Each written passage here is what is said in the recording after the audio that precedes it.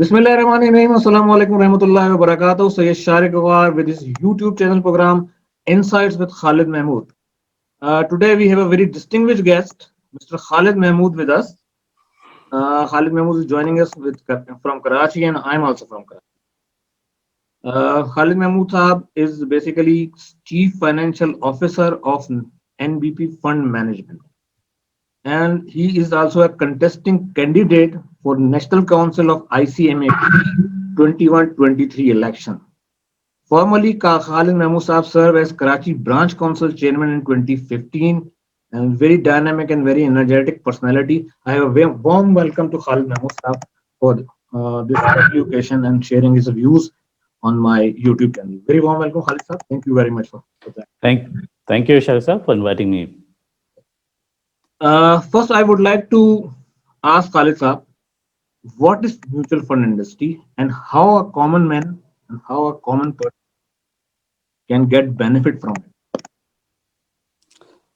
Basically, the mutual fund industry is a very important a vehicle in the industry to motivate and encourage the saving.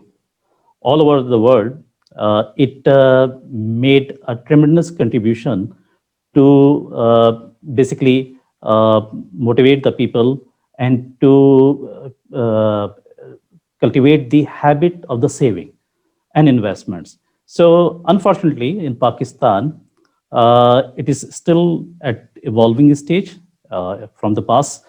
Now the industry is very much in a better position, and but as compared to the developed countries, or even in compared to the India, our neighbor country, we are far behind. So there's a way forward, a huge way forward from here to grow. And this is the basically medium through which general public, the common man, make a very organized kind of investments with the help of professional fund managers. Usually because the a common man doesn't have the skill sets and the knowledge that which kind of the investment is good for him or not. What are the risk attributes? What are the written attributes associated with any particular security and investment vehicle? So it is very important that that this sector is flourished to basically spread the habit and to cultivate the habit among the people and masses towards the saving. And I hope that in near future, it will have a tremendous effect on this important aspect of the saving and investment. One thing, one clarification I want to ask for my viewers also. How can we differentiate this mutual fund industry to brokerage houses? And one more thing, this mutual fund is only the way of investment in stock market and some, or you have some other product with you also. Right. It's a fine question, I think. First of all, the difference between the brokerage house and the mutual fund. Brokerage house basically primarily are the executors of the equity transactions and other security transactions on the instructions and discretion of the investors. Sometimes they help and they guide, they provide the insight to the investor as well. But the mutual fund has a very comprehensive role and it's a very professional role. Basically, in mutual funds, the funds are managed through the specialized, competent, qualified fund managers who have the sound skill set, who have the sound knowledge of this domain and the qualification and expertise. So through making investment through the mutual funds with the help of the competent fund managers, it's the right way, it's the most safest way and the wiser way to invest. So this is the primary difference. So brokerage house usually don't have such comprehensive structure. Obviously, they have the research insights on these things, but the fund managers are specialized persons, which they are known in all over the world, and they are considered as more professional for making the desired and the adequate kind of investment. The second thing is that mutual fund is not confined, and mutual fund is not the synonym of the equity transactions. Basically, there are several types of the mutual funds. equity funds is the one kind and the one category, but there are some other categories like money market fund, which mainly invest in the money market securities like treasury bills and other high rated bank deposits. Then there are income funds which invest in the bank deposits, in the debt instruments, bonds, sukuk, terms finance certificates, which are the kind of the fixed income return instruments. And also there are some kind of the mixed category, which is called the asset allocation fund, which have the both the characteristics and avenues. Like such asset allocation fund have exposure in equity to a certain extent, as well as the fixed income instruments. So it is the balancing sort of instruments through which you can have the exposure and return to certain extent of the equity as well as the fixed instruments and fixed income securities. So it is not only confined to the security anymore. I think this is the common misconception with regard to the mutual fund.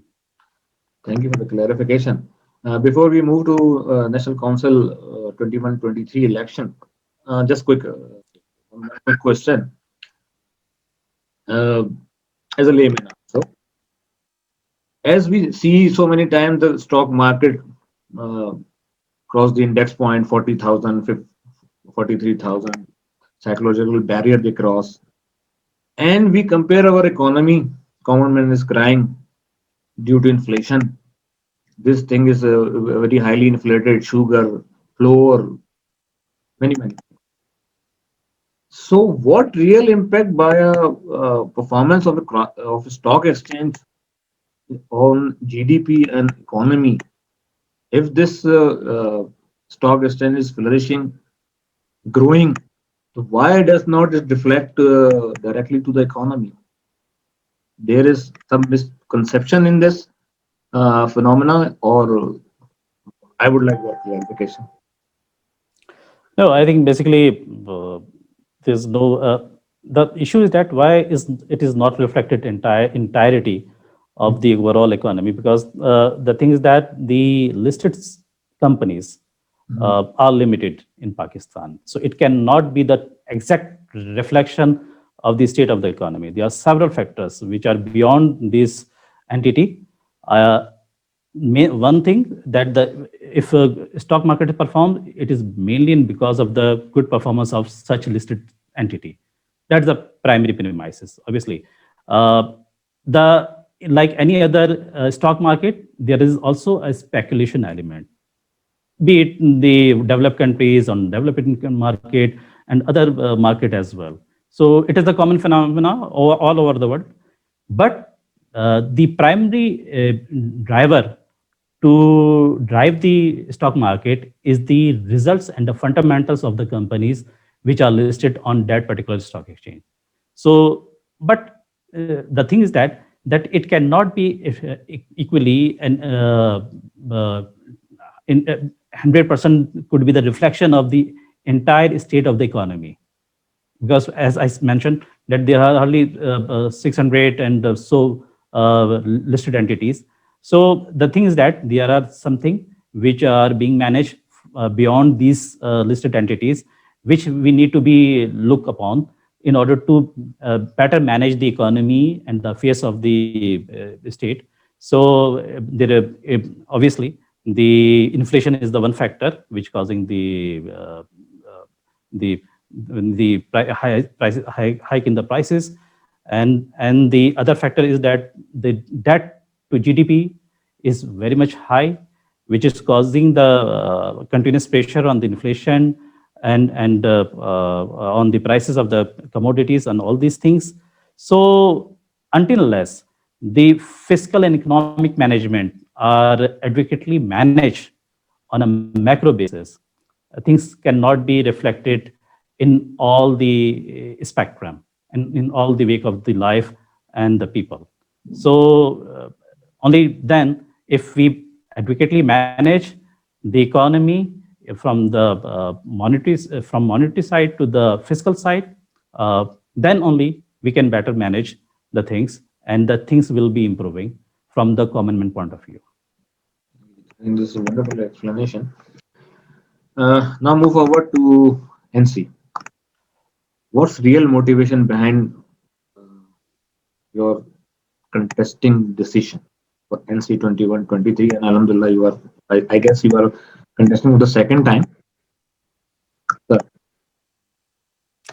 Basically, the main motivation obviously is the association with this important esteemed institution.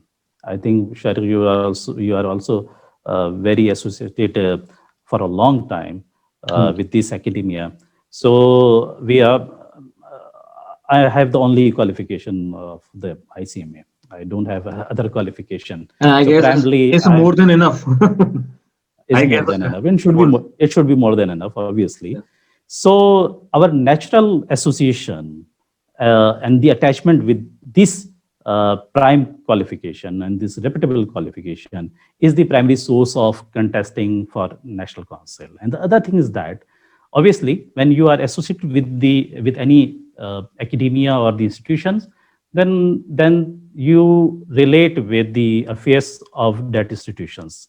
If things go in the right direction in the better way, then you are happy and your satisfaction level is high. But if the things go other way around, then obviously you become concerned about the affairs.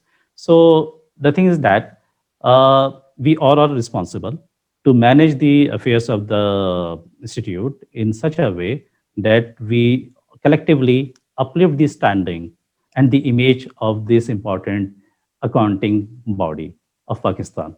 So that's the prime motive and the cause for which I'm going to contest for National Council. A very strong punchline, even in your past campaigns, also current campaigns, also even your allied and your sometime opponent also use image building, capacity building, or branding. 70 years pass on. What's really value addition required more to uplift the uh, image of this worthy institute? What really you thought? What really we need to do more? We already have a very good stake on the market, good reputation. Then what do you think? What really we want more do more? I think it is the cluster of questions. I think it's a very comprehensive questions Yeah, entailing so many I need a detail important answer. pillars and domain. Yeah. First, I think it starts from the education. The prime domain of our institution is to provide quality and up-to-date contemporary education of accountancy and management accounting to the students. So it is basically backbone of our institutions and the core of standing of CMA. So without quality education, even no academia can go anywhere. So and the same is case with our institution. So we need to be and we have to be very vigilant and careful to make it relevant, contemporary, and up to date in order to provide the quality, competent, and highly sought after CMAs to the corporate world. So we need to regular revisit the advocacy of the syllabus and the content depth of the content and the richness and the depth of the content on a very regular basis. And I think ICAP is very mindful in this regard. Okay? They included several important contemporary subjects in the areas like data management, data analytics, and the fintech. And we didn't do it. So that's important that we should realize the need of the present age. We are living in a very dynamic age and era where things are very changing very rapidly and very at very fast pace. Obviously, the pandemic has changed the way we used to work suddenly. Now everything is moving towards the digitalizations. The conventional way of the doing things now become the obsolete way. So we need to make our students ready and prepared and equipped to adopt such dynamic environment and such changing trends. So the other thing is that that we need to be very careful with regard to the subject and the advocacy of the syllabus. As if you compare with the ICAP have 21 papers for the graduates. Okay, and their graduate can get the exemption of 7 papers out of 21 only if he qualifies for by getting 75% marks and post mapping of those subjects at 70% level. Then only he can be entitled for the 7 papers exemption out of 21. That means after meeting that criteria, he will have to appear in the 14 papers. Whereas in ICMP, we have total 18 papers, and a graduate from business commerce easily and without any criteria and any meeting any specific conditions can get the exemption of 6 papers, and he have to appear only in 12 papers. So that's important thing, that the screening of the new entrants with the required kind of the caliber and the competency is very much important. Because once you induct it on with the ease, then obviously he will subsequently stuck in the subsequent stages. So it is better and wise that we need to have a proper screening filter and the criteria to check on the competency level of the new entrants. Then the third thing is that we also need to make a specific criteria for merit-based faculty hiring. The faculty and the teacher obviously is the most important pillar of the education. And here, our teacher and the faculty also need to motivate, encourage our students on the, be it every kind of the subject or every teacher, with regardless of any subject, to they should motivate the students on the communication and presentation skills. Because presentation and communication cannot build over the 6-month modular package and the program. It's a continuous process. It's a continuous process of improvement. So throughout the phase of classes and the coaching in the ICMP, we should encourage that environment so that by the completion of the qualification, they should be competent, better presenter with having better communication skills in order to present the ICMP in a better way with better image. So that's important. First of all, the education. Then another thing is once you improve your package and improve your quality, then obviously you can demand for the better rights. Obviously, and the second important thing is the recognition visibility. Recognition in terms of the roles, rights, and privileges, be it the financial rights, audit rights, as the 3 million is nothing. The financial rights should be granted and available in the with the adequate thresholds. So we need to basically increase this threshold from 3 billions to the reasonable level. And I have a very clear plan in this regard. Inshallah, I hope that we will succeed in increasing that threshold so that we can accommodate and there should be a very good opportunity for our CMA practicing firms and other CMA practicing members to get and grab this opportunity. The other right is the cost audit right. We should not confine to the few sectors like cement, sugar, fertilizer, and oil. Rather, it should be very comprehensive, entailing all the manufacturing sectors as well as the service sectors. Yeah. Obviously, because the cost audit is with regard to the efficiency, and efficiency is everywhere, be it the manufacturing or the service sectors and all other sectors. So it should be comprehensive.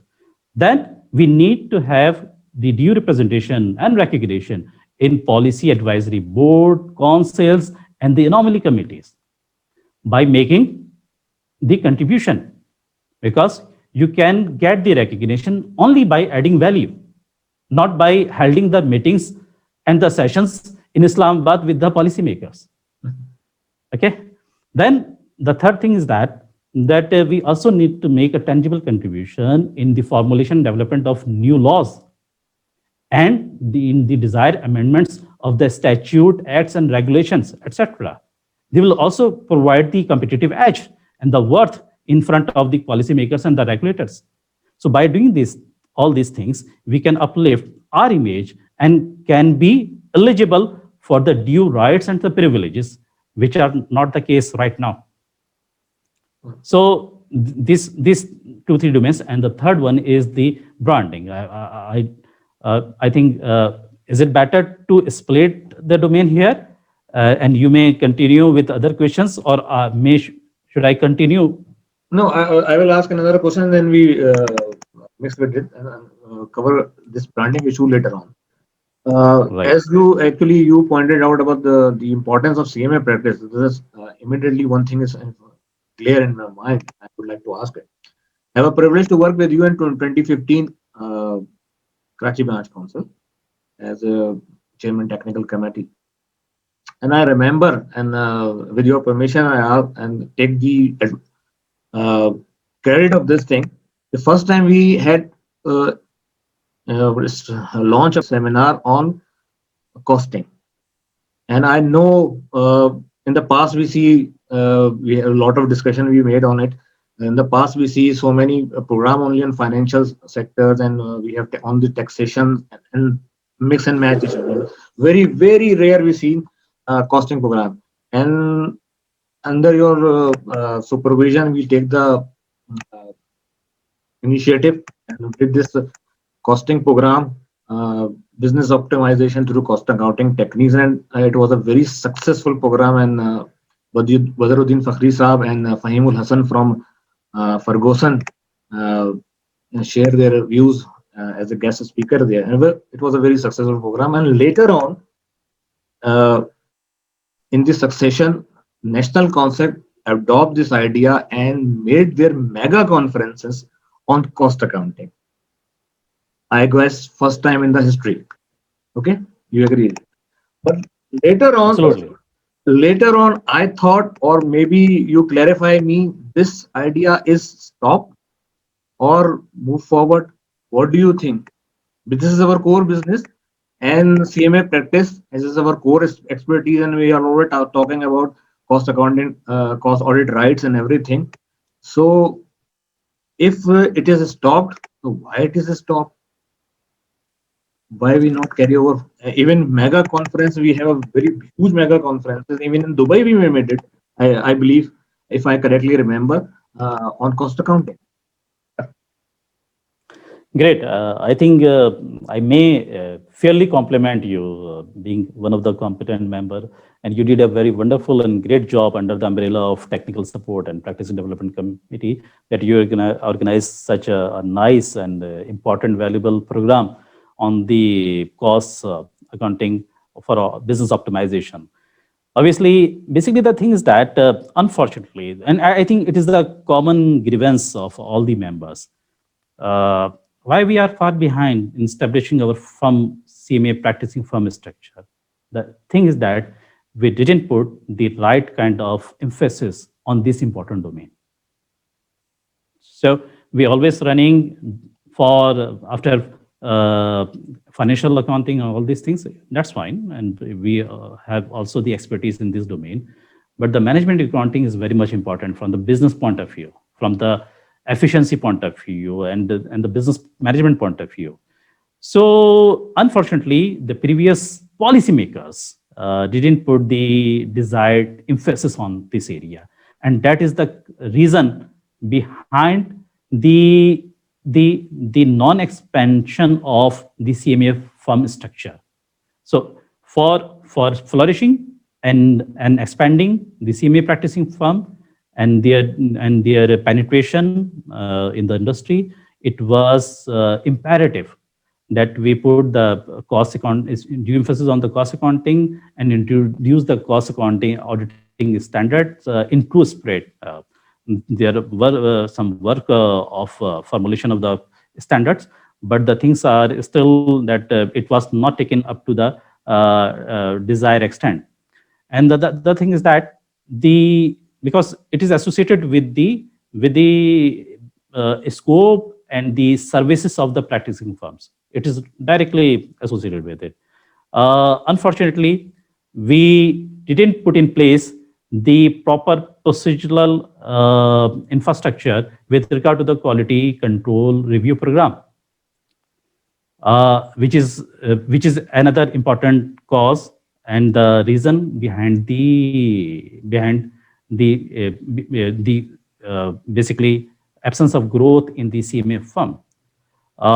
We have the quality assurance board. It is a very comprehensive board of 14 members, headed by the Sajaz Mashallah.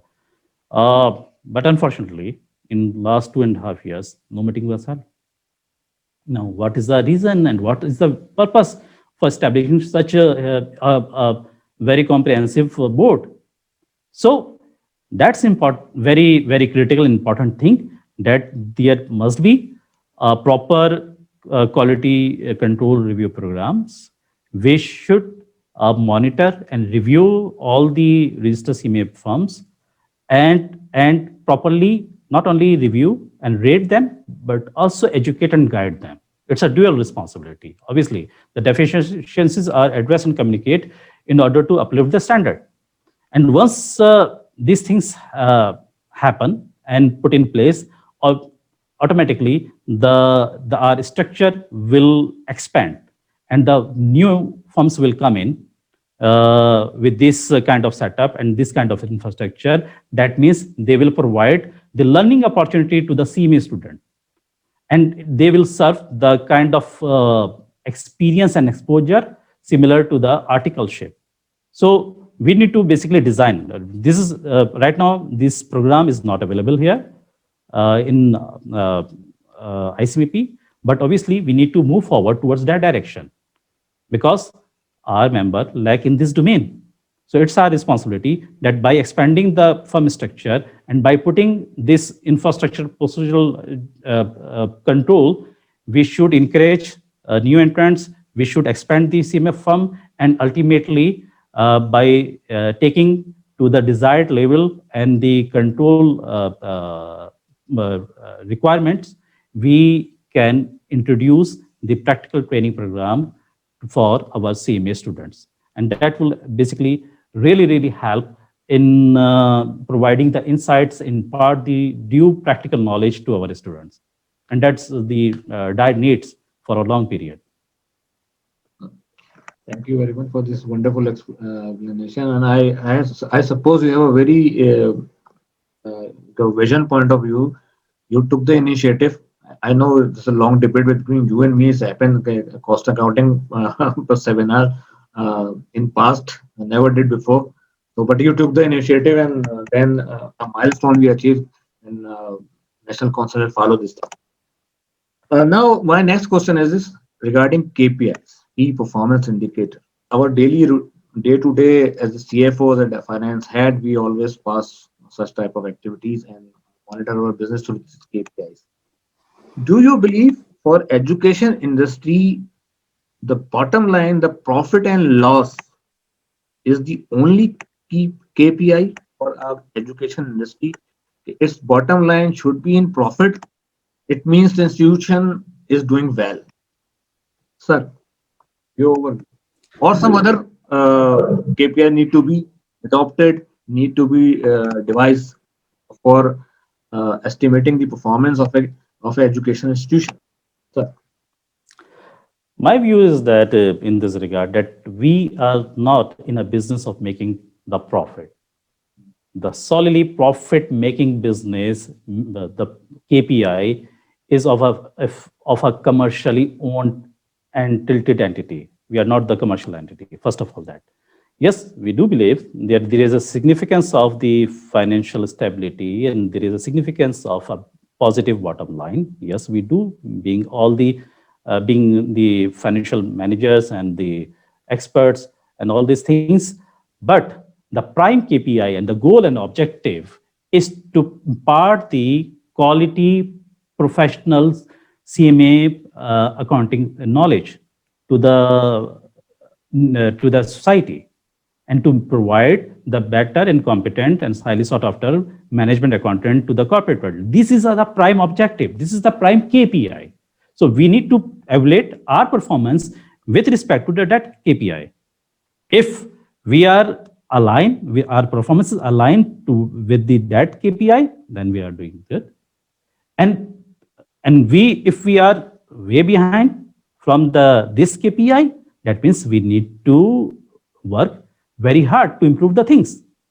The other things are the associated aspects. The bottom line, the other things are the associated aspects. Yes, it is important that we should be financially sustainable. But the important thing is that, again, we are not in the business of increasing the revenue by X number of times. And for doing that, to escalate the expenses exponentially. Because once anybody, or even it is not only the academia, even if a commercial entity escalate the expenses suddenly and disproportionately to a certain level, then it is not easy to suddenly drop and reduce and bring it down to a desirable level. So escalation is easy, but bringing down is a very difficult task, because this escalation cost is comprising of several factors. It contains and the HR, the staffing, and other things. So it is a very difficult and critical task. So first, before escalating the cost, or even getting in the business of generating the revenue, which is not our business and not of the any professional academia business, to make a huge revenue or to make a huge profit and bottom line. No, it is not our primary KPI, and it's not the KPI at all. The only thing is that we should be reasonably financially sustainable. The only thing is that, but with keeping the basic KPI of imparting and maintaining the high quality standard education and providing the competent and the sought after accountants to the corporate world and the industry. That's the prime KPI. So we need to be very mindful in this regard. And the escalation of expenses should be done in very careful manner. Once it has reached to the higher level, then it is very difficult to bring it down. So I believe in this theory, and my take on it. But to run the institution affair, you should need some high-end people's high vision people, and you have to pay them according to the market. So, and for sustainability, you need to generate money. So, this idea to call only quality providing services to education, and sometimes you have to increase your cost. So, do you think we can align all activities and bring good people inside? And as you said, mentioned earlier, your cost, if it is escalating, you need to review it.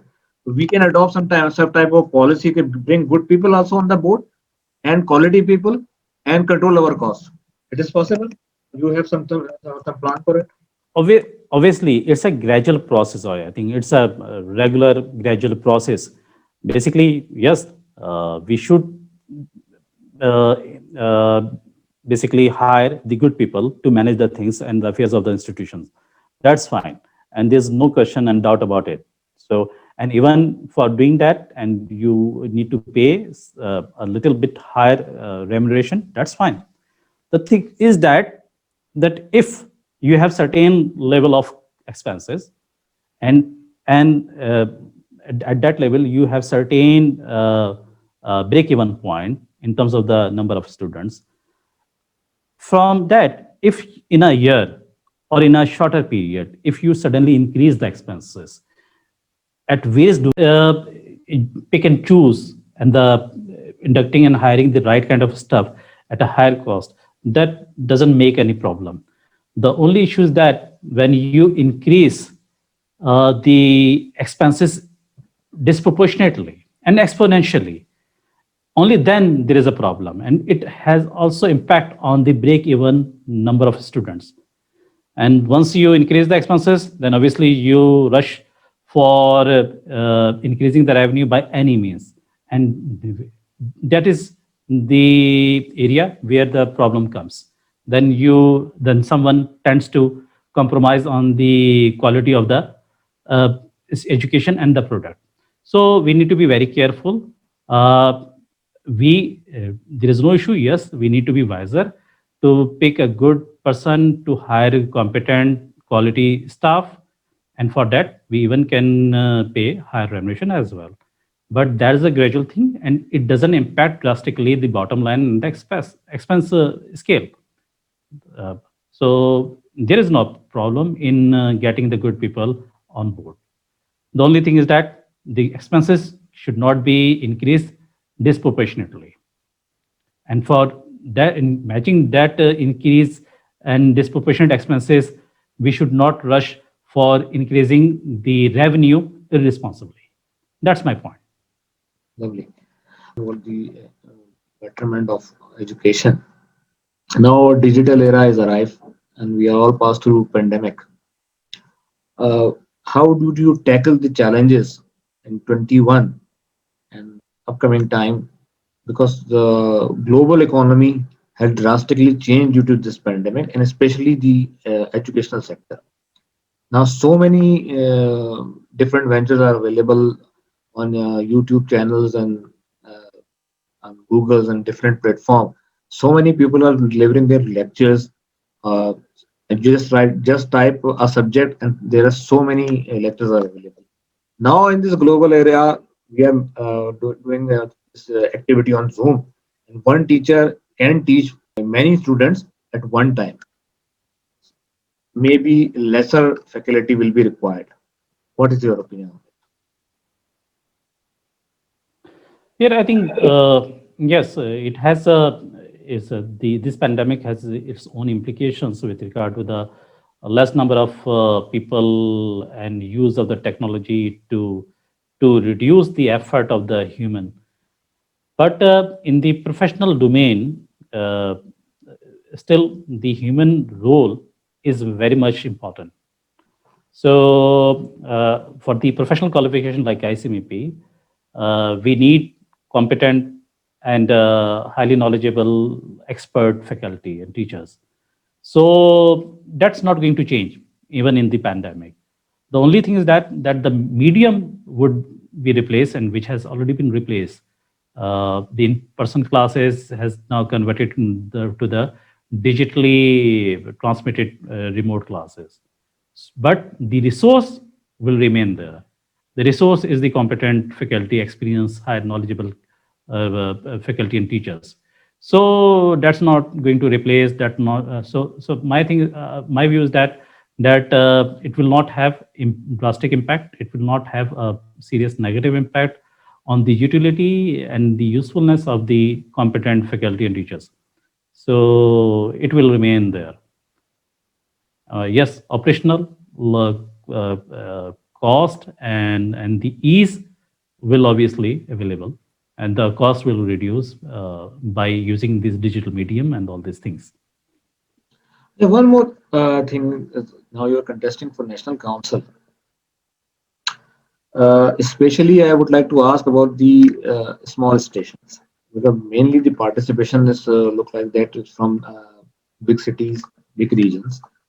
So, what would you suggest, and what will your team will do in the next coming council? Inshallah, by grace of Allah, you are elected. So what will you do for the small stations like Multan, Faisalabad, Peshawar, and Gurna? There are significant number of uh, members are also there. So, what is your opinion on it? I think better contribution for those cities which you mentioned, the Multan, Faisalabad, and other number of cities, including in south region is Hyderabad, is a big city. I think better contribution would be to take those cities into the mainstream and the policy formulation. And as I earlier mentioned about the electoral reforms, that reforms is primarily to take on board the representation from such small cities as well. So if we distribute the National Council in three big regions, then, and by increasing the number of nominations, only then the small city can get the representation in the respective region, like Multan and the other cities, Faisalabad, can also have the due representation, the pre-allocated representation in the National Council. Same is the case in the South region. Even Hyderabad can have the representation, and so the important thing that uh, these cities like Multan, Faisalabad have already branch structure. They are doing the branch activity, the CPD programs, seminars, and other things.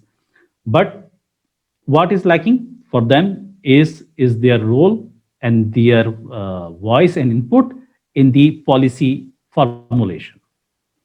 And for that, the major thing is the electoral reforms. By doing that, we can address this sense of deprivation and their important need and dire need of coming into the mainstream and contributing in the policy formulation. These 8 seats are enough. If the small, Sorry. the 8 candidate seats. One more thing. एक minute रुकना यार. एक minute. No, I think, as I mentioned, that once if we go for the reforms, then obviously 8 candidates will not be enough anymore. We need to increase the number of candidates from the 8 to 14 or 16 and like that.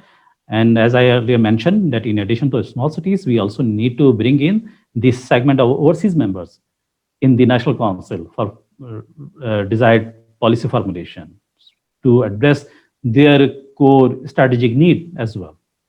So it cannot easily address from just formation of the branches. Branches has legitimate role. It's also very useful for engaging and motivating and updating all the relevant respective regional members and the overseas members. But they have much bigger role and the right to access and the right to basically have the input in the mainstream policy formulation. We need to increase the number. Yes, it's obviously it is not enough. Not enough. So one more very important question, I believe, as your agenda and your teammates also have the vision that the leadership of the ICMAP is split into number of years, rather only not confine the presidentship for 3 years for one person. Now you people are thinking to segregate 3 different presidents for 3 years. What's your opinion? What's the idea, real idea behind it? Real idea is basically that the presidentship is senior most leadership position, okay, which requires more focus, more clarity, and more dedicated efforts than other team players. Obviously, all the 8 members basically contribute in the betterment and the execution of the policy and the strategic direction, implementation of strategic direction. But the president has a more significant role. So in order to enable him to work more with more dedication, with more clarity and focus, it is important that the tenure should be confined. And for that, because there are 8 member teams right now. So even if for every year a new person comes in, that means only 3 get the chance for presidentship. So there are number of persons available in the National Council to succeed and to basically play the role in the top leadership positions. So why it should be confined for only one person's entire terms of the 3 years period? So it will basically improve the quality and the contribution of the senior position, the presidentship position. Basically, by reducing the tenure, we will improve the quality of the work of the president and the focus. So it will ultimately serve the National Council and ultimately the ICMP.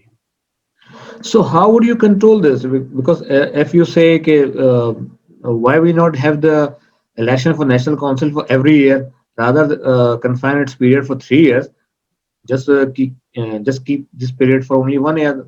Every year have a fresh election, fresh president. This dispute is resolved. What do you think, sir? I slight disagreement in this regard. Rather, I believe that the branch council should be for a 1 year period. 1 year period is more than enough for the branch council, because branch is formed mainly for the executions of programs, seminars, conducting seminars, workshops, and few conferences as well. But National Council is made, and the very purpose of the National Council is the policy formulation. And for policy formulation, 1 year period is very shorter period. So, in order to bring the reforms, in order to set the strategic direction, in order to improve the things, at least 3 year period is minimum period which is required to set that direction.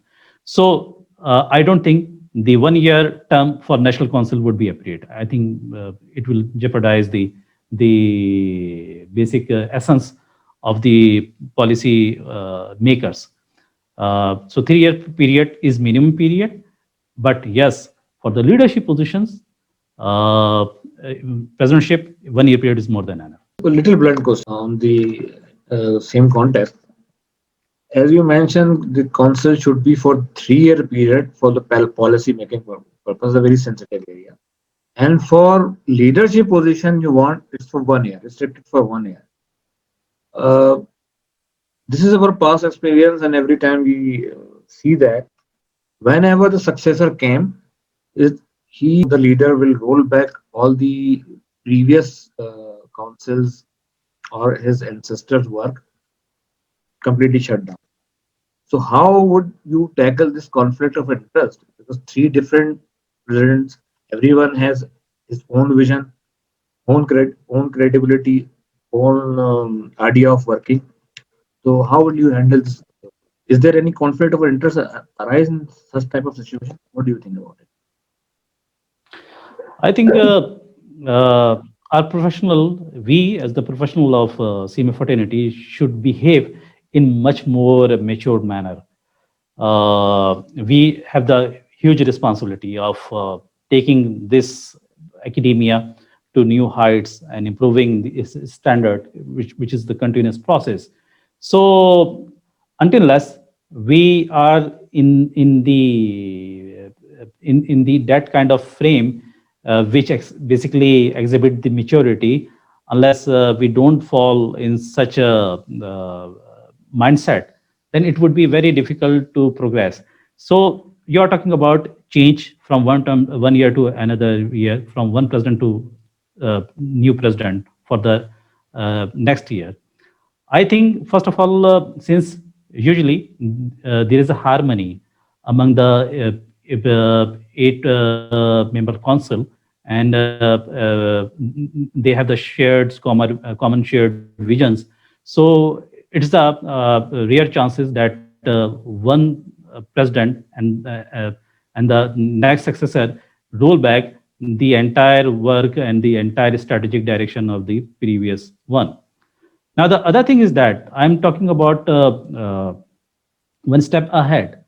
Even if a new council comes in, which succeed the previous one, and there are some strategic directions on which previous council has set some tones and worked on a specific domain.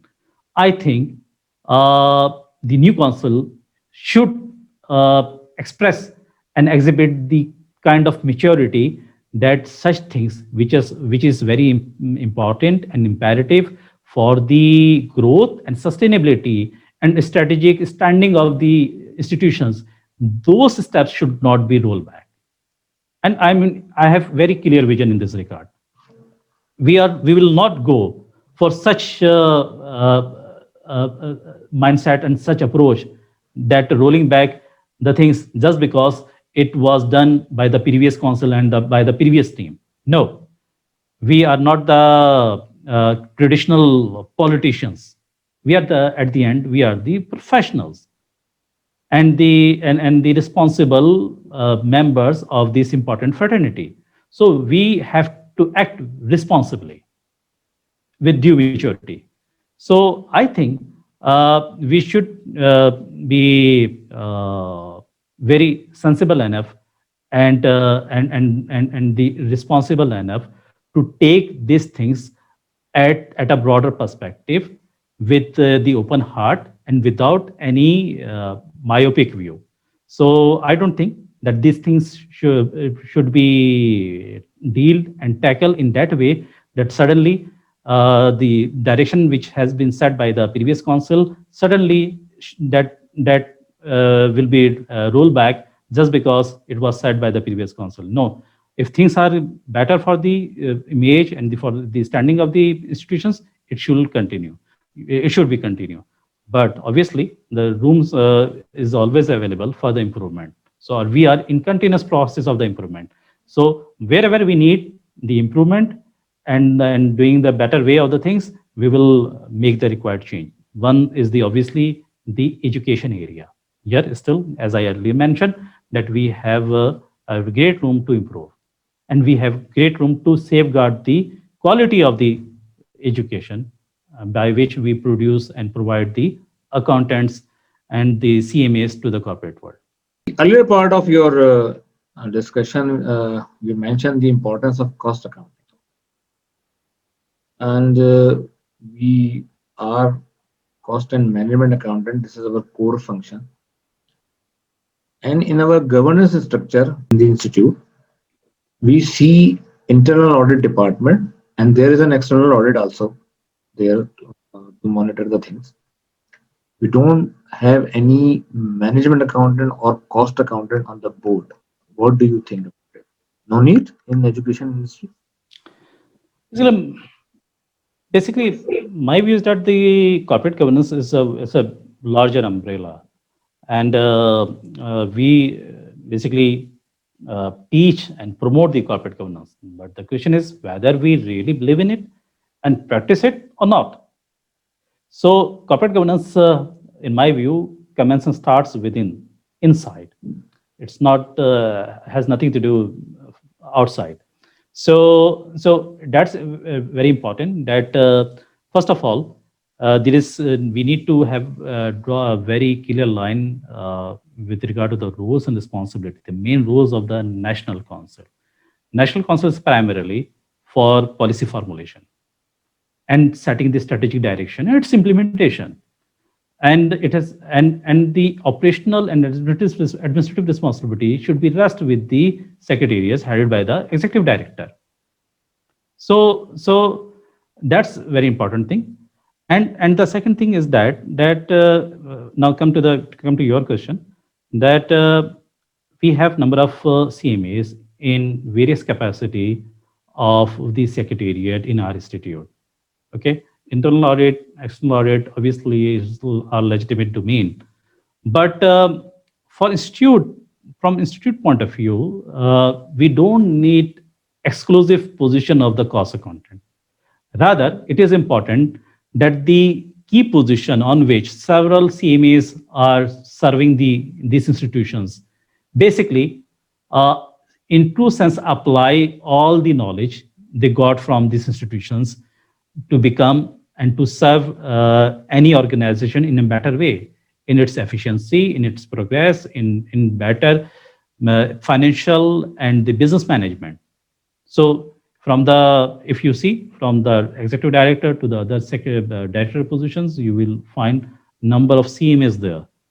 So it is important that they should apply the core knowledge and the competitive edge they got from the education of this institute in their day-to-day affairs. That will basically help these institutions to flourish and to improve the standing. Great. Another very important question I would like to ask you. As our new member came in the market, and because we don't have such type of infrastructure for before sending the new qualifier into the practical site for job, and either in his practice, he don't have any practical experience. In the past, we had did some internship programs and something like that.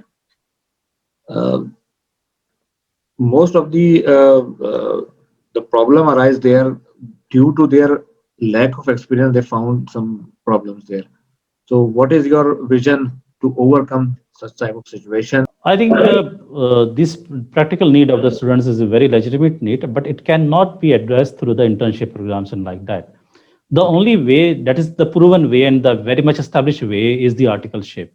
And that can only happen once you have a very, very strong footing and expanded structure of CMA practicing firms. Unfortunately, our leadership in the past didn't pay the due attention and emphasis on this important domain, unfortunately.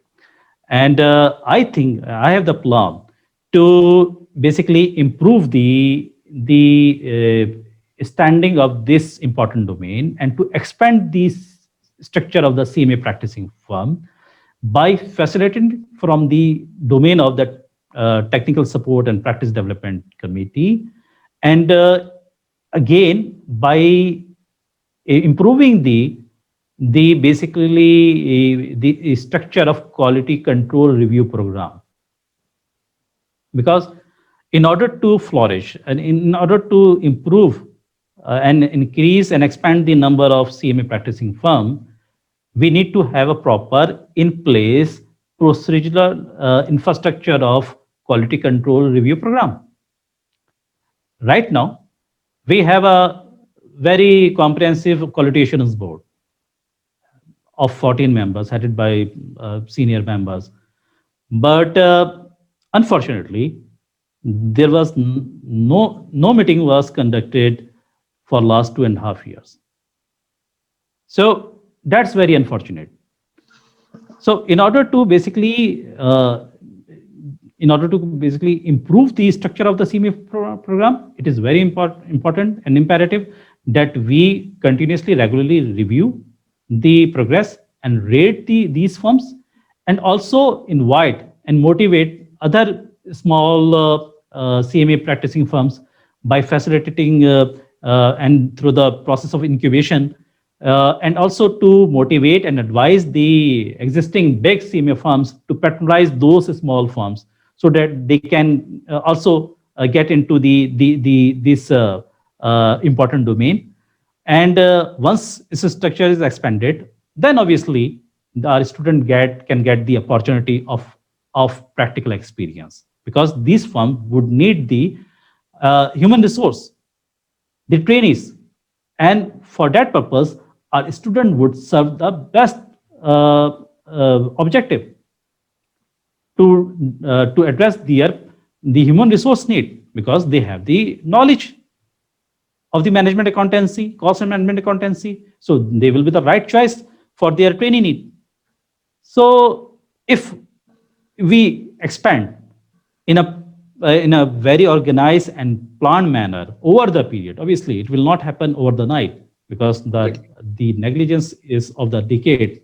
So moving forward from here, it is important that we we formulate a comprehensive plan and get on board all these practicing firms, motivate them, and obviously through this regular review program, we can basically teach them, and there's a continuous feedback mechanism that where they are lacking, how they can improve their standard, what are the control weaknesses they are basically experiencing.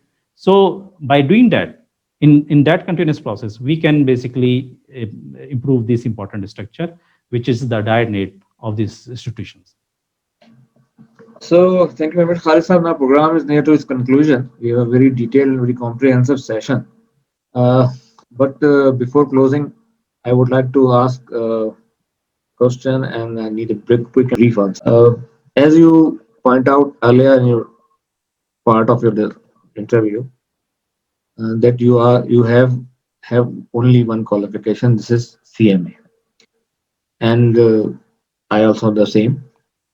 Would you believe this is fair enough or more than enough? Mashallah, you have achieved Chief Financial Officer in BP Fund Management, Asset Management. Do you believe you find any hurdle, or you think any point of time in your career to go for some other qualification, or you feel this is fair enough for you and more than enough for you to move further? Your opinion. I think there's a saying that uh, one life is more than enough if you live it fullest. So that's the thing, that this qualification is more than enough. Okay. The only thing is that the very objective and very purpose of these institutions for which it was established, are we moving in that direction, and the desired kind of the rules and privileges are available to us? That's the important thing. So I will again sum up the few important aspects to basically make it the sufficient qualification, which it is. But there are some attributes which are associated, on which we need to work on. Is number one thing is the quality education, which is your essence, which is your recognition. So we need to continuously watchful and mindful on this domain, that our syllabus, our contents are relevant, contemporary, up to date, so that we can provide the competent, highly sought after CMAs to the corporate world. The other thing is that there are certain important legitimate roles which we should have, and for which we are eligible, and for some reason if they are not available in desired manner, so we need to work on those areas and to get those privileges, to deal with and for that even we need to work with the policymakers and the regulators. Then we will work hard to get all these things done in a shorter period of time. So as I mentioned, that the financial audit rights, the comprehensive cost audit rights, all these things are very important. Theme is nothing. We need to make it as a reasonable threshold in order to make the reasonable, the adequate business and the assignments available to our firms, CMA firms. And by doing all these things, and the other aspect obviously is the recognition due policy board, and other domains and the committees, whereby we can basically impart and we can basically convey the better image and the standing to the corporate world, how better we are and what kind of the contribution we can make. So by doing all these important improvement areas and working on this important domain, we can obviously make the standing of this important academia much better, where it deserves for a longer period. Okay. Lovely. I believe this is the crux of today's session, as Khalid pointed out, more than enough qualification. Definitely, area of improvement is always there, and continuous educational enhancement, this which institute has also provided under its CBD program.